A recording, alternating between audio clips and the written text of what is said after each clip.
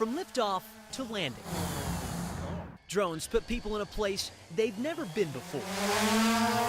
It's a way for people to experience flight while not risking their life. So I think people just love it, and they love to see what it's like to be up in the air. That is a big reason why drones are a popular gift this Christmas. But before you hit the skies, the FAA is encouraging anyone who gets a drone to look at their unmanned aircraft safety guidelines. These drones no one should be afraid of. Paul Aitken teaches folks how to fly drones at Drone U in Albuquerque. More than anyone, he knows the threat they can pose. There's a huge liability if you were to, hit someone, especially with a drone like this that has carbon fiber blades. You could cut through some very, very, very quickly. This week, the FAA sent out a warning to new drone users, reminding them to steer clear of airports or manned aircraft, to stay below 400 feet, and to not fly near people or stadiums. Once you learn those rules, you can safely enjoy the skies. If you can enjoy it safely, it is really a phenomenal gift to give. In Albuquerque, Matt Howerton, KOAT, Action 7 News. How do you know when you might crash? Do you get that look in your eye? There is nothing Boris McCutcheon would rather do than write songs and sing them. He's recorded albums, filmed music videos, and toured across Europe. McCutcheon's original songs have even played on popular TV shows. Friday Night Lights, Cold Case. Even with all that success, he tells me the life of a working musician involves a lot of struggle. It's great bringing people together with music, and it's just a really hard life to choose to do. When you're on the road, there are not always four-star accommodations. Does it actually work?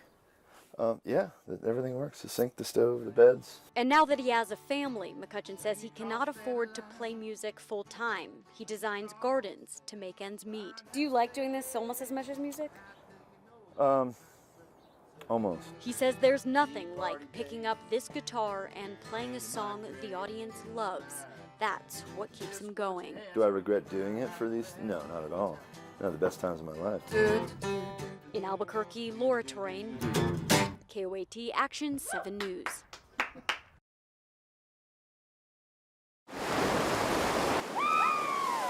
The scream's loud.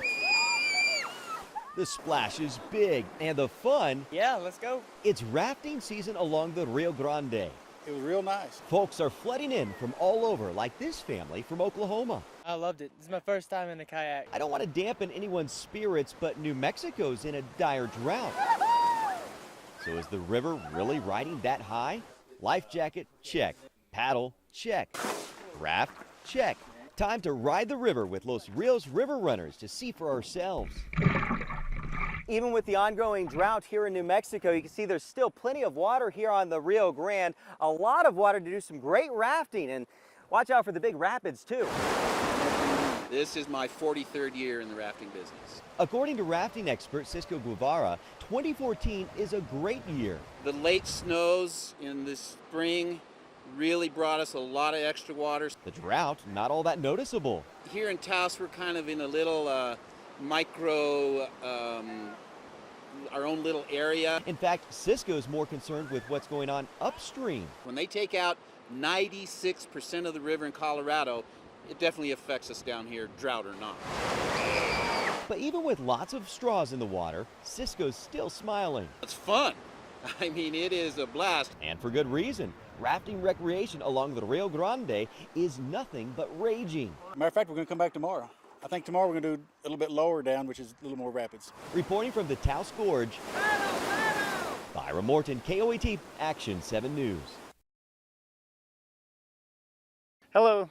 How are you guys doing? Albuquerque's game warden is patrolling Tingley Beach. There you go. Checking for licenses and making sure no one exceeds their bag limit. This has catfish in it. It also has bass in it. This is a peak time for fishing across the state. The waters will soon be stocked with fish, and random patrols start this weekend. So this whole weekend, Memorial Day weekend, is a statewide patrol for all game and fish. We're going to hit all the local waters. The idea is to prevent this. Game and fish officials say they seized more than 1,600 rainbow trout during a raid on one man's home in New Mexico. These are photos of the stash. It's more than 160 times the legal limit. That's what we're trying to have people not do. I mean, we don't want someone keeping 1,600 trout from here, for instance. It's going to deplete the resource terribly. When people take more than they should, it's anglers like Cecilia here who ultimately pay for it. That's not fair to every angler in the state, so that's why we're out there patrolling to make sure that doesn't happen.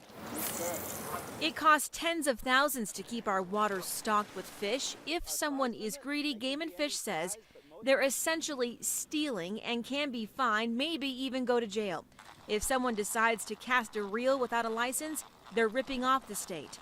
And you can bet, after seeing a sight like this, Game and Fish officers are looking for anything suspicious. In Albuquerque, I'm Royal Day, KOAT Action 7 News. We've been in business 43 years, and this is our highest ever.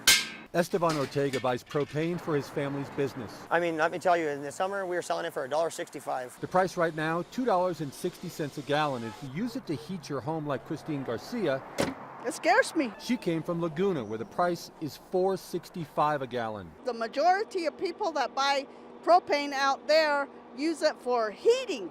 New Mexico has plenty of refineries, sending trucks like this to local suppliers. But frozen conditions from Minnesota to Michigan and as far south as Alabama are causing ultra-high demand and rate hikes by refineries daily. They do about 10 cents.